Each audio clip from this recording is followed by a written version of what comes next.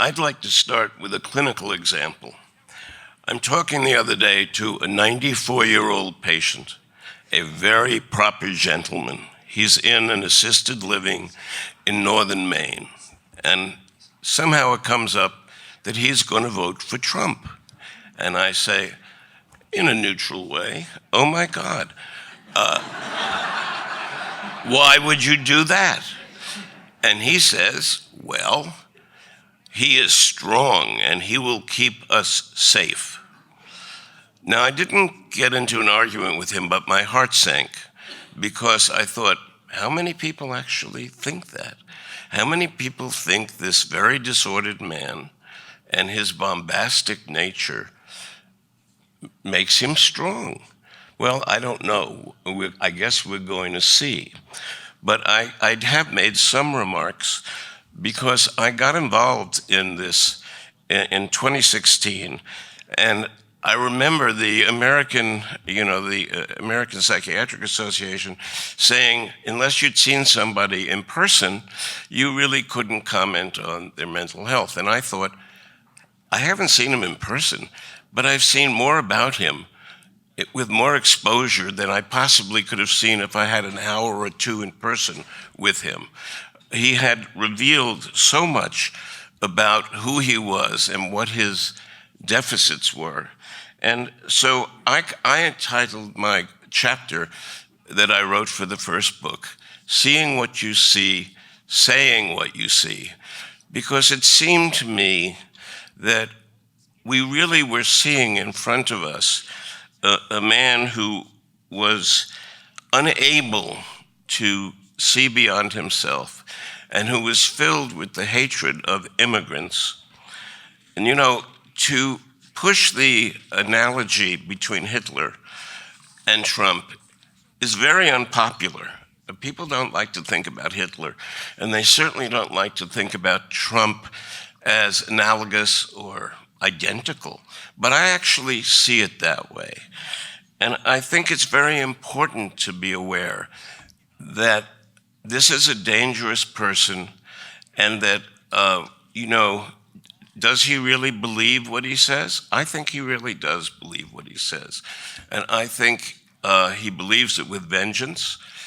He equates immigrants to the Jews.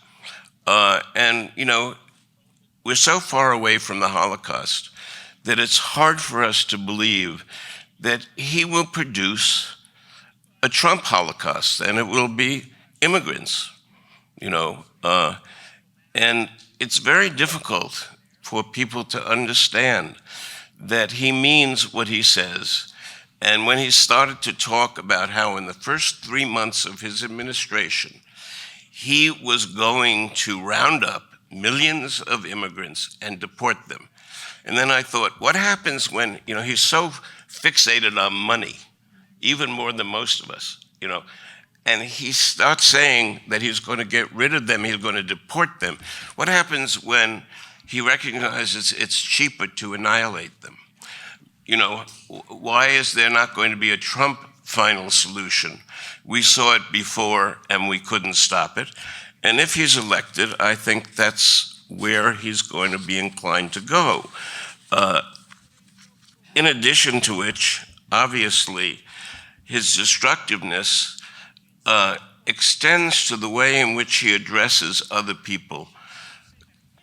I was thinking the other day when he was calling Kamala Harris stupid, I was thinking, when have we had a political figure who would talk that way about their rival, and their rival who we have all been seeing has so much dignity and intelligence? Well, he does it, and he believes it. So I think that I could go on for a long time about his dangerousness, but the question is, why do some of us see it and others can't? Why is there a blindness to this? People have said on this panel, well, he mobilizes the dark side of many people, but he doesn't mobilize the dark side of anybody in this room. So what is the deficit that lets people be influenced to adhere to his way of thinking and accept him? The answer is, I don't know. But it is something that we have to pay attention to, because we can't dismiss the number of people who actually support him. So I don't know what will happen. I think sometimes I get frightened at the thought that he will be elected, and then our course of action, although we can continue to be active if he follows Hitler. And I remember hearing Mrs. Bonhoeffer talk about why there was no resistance in Germany to what Hitler was doing. And she laughed and said, remember her husband was killed by the Nazis. She said, he wiped us out. There were none of us left to protest. He just was like a wave. And I think that's what we have to be afraid of. Thank you very much.